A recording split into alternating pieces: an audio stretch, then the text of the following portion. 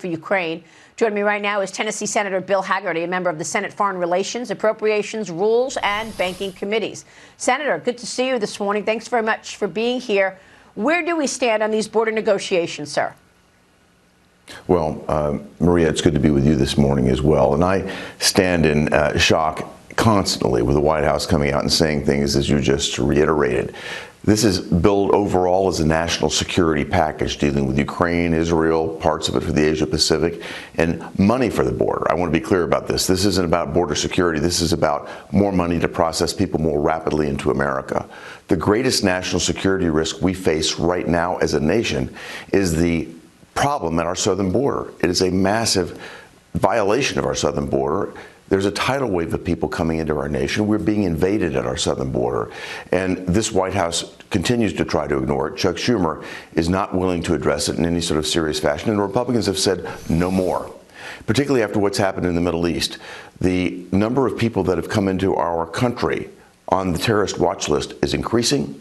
Something very, very bad could happen right here on our own soil. The threats have come from Hamas directly now. They're threatening America directly, and we need to be extraordinarily careful about this. But rather than acknowledge that threat, the White House wants to continue to try to ignore the national security crisis at our own border and to try to force us to address national security issues in other nations. We're not going to do it. We're going to focus on our own national security first. Yeah, I want to get to the threats from Hamas in a moment, but let me stay on this for a second, because what you're telling us is that all of this conversation back and forth about coming up with some kind of an agreement for changes at the border, security policy changes, it's none of that. That the Biden administration is talking about an agreement that they want to send money to Ukraine, money to Israel, money to parts of Asia, but for the border, it's money that they want. That money will be used to build more housing for the migrants coming in. There's no discussion then whatsoever of making border policy changes. Is that what you're saying? Well, there's been discussion about it, but not serious discussion. I've seen no detail on that at all. But what I have seen, the detail that I have seen from the White House, is frankly language that says that they would like the ability to, quote, and I'm going to use Washington speak here, to reprogram all of ICE's budget, to turn it from a law enforcement agency into a resettlement agency. Over $8 billion of their budget, they want the ability to reprogram that.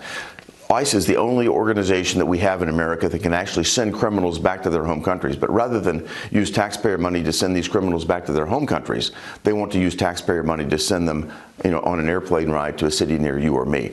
This is absolutely preposterous. It just shows the lunacy of the Biden administration, the fact that they're ignoring our national security. We have children dying here in Tennessee from fentanyl deaths, overdoses every day. They're ignoring this. Yet they talk about the national security of Ukraine, of Israel, of other countries. Yeah. We haven't dealt with our own national security, and we have to. I mean, it's really rich to hear the administration talk about the Republicans' actions affecting our national security when we've got this wide open border. And of course, it's a massive national security risk and threat for America with the drugs coming in and the potential terrorists coming in. Yes. I want to get your take on what Republicans are going to do about it. Are you saying that Republicans will stick together? Will you hold the line and say no to that money to the border until you see actual policy changes? Maria, we've already done it. Chuck Schumer already brought this, quote, supplemental package to the floor. And 49, all Republicans, 49 of us, voted against it. We sent a very clear message to Chuck Schumer and to his radical left that we are not going to. Isn't he bringing it back? He'll get the same result. Yeah, same result. Okay. He's going to get the same result. He's going to get the same result. Meanwhile, the administration is pushing back this morning on this Axios report, Senator, claiming that National Security Advisor Jake Sullivan told Israeli Prime Minister Benjamin Netanyahu Israel's, quote, high-intensity military operations in Gaza needs to end within weeks, not months. Watch this. One of the things that Jake did talk to him about was progress in the war and where the Israelis think it's going to go. He did talk about possible transitioning from what we would call high-intensity operations, which is what we're seeing them do now, to lower-intensity operations. Sometime last thing we'd want to do is telegraph to Hamas what they're likely to face in coming weeks and months.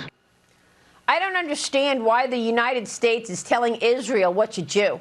after it's trying to retaliate from getting an unprovoked attack. We also have these reports that you just mentioned, a senior Hamas official calling for violence against Americans, threatening Secretary of State Anthony Blinken. A recent broadcast, the official says, quote, when Blinken is justifying the killing of women and children, the sons of our nation should say to him, you are the enemy, just like Netanyahu, and you must pay the price. So, Senator, are we now in jeopardy of a potential attack from Hamas on America? Maria, we've been in jeopardy. If you look at the number of people that have come across our southern border that are on the terrorist watch list, it's rising. Yeah. Yet this administration is doing nothing about it. We've got to acknowledge the fact that we're in greater danger. And ever since the October 7th attack on Israel by Hamas, we've seen red lights all around the globe in terms of national security threats. We have to wake up and address this. And the Biden administration has been so unserious about it.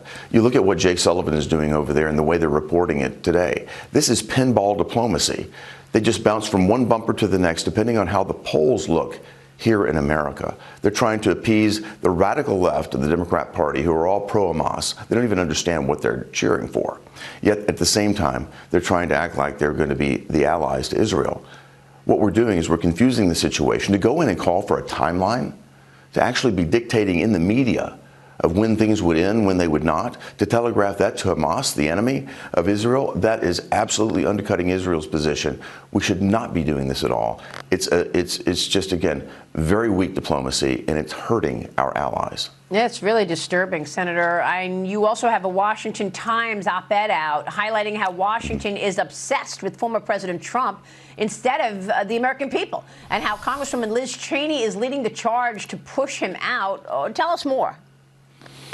Well, I think you see Liz Cheney on a book tour right now, and I think she's just the embodiment of this psychology in Washington, that they would rather see 4 more years of carnage under Joe Biden.